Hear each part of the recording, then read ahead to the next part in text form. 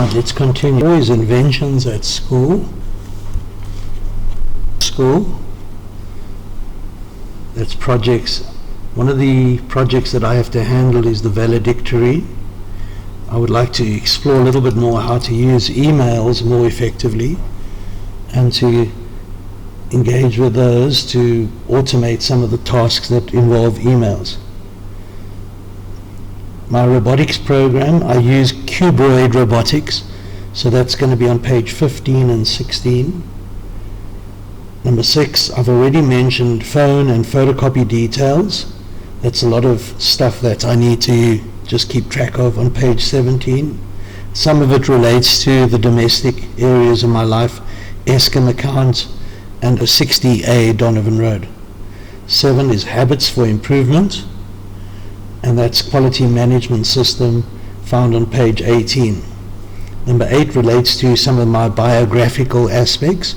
That's my experience that feeds into my current state that helps me with my teaching. Like, for example, I did boiler making, my life story, and how that feeds into my current situation, the current moment, page 19 and 20.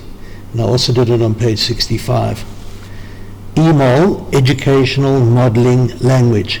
That's what I call EMOL, is a almost like mind mapping tool that I'm developing. It's part of my inventions that current projects that I'm trying to work on. This notebook is actually part of educational modeling language. It's like a journaling process. And here I define what it is about. It uses circuits. These flowcharts or circuits are called circuits, but they are like flowcharts, concept maps. And that's on page 21.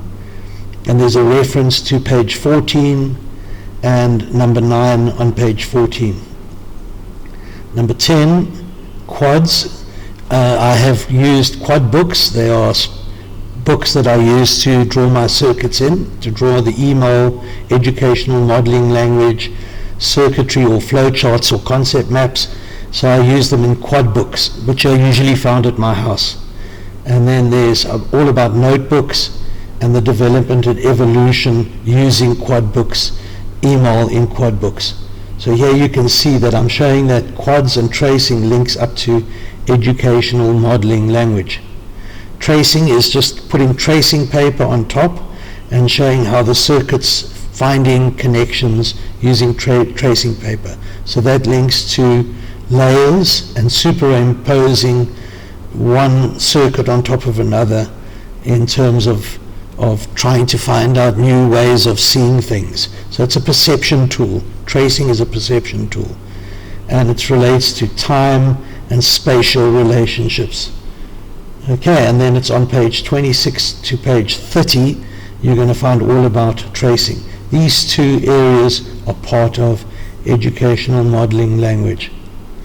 And then we go to number 12, which is the methodology, notebook methodology, how my journaling is done, the methods I use, and the evolution of my journals, page 31 to 35. Okay, and this would be part of all the sections that I'm showing.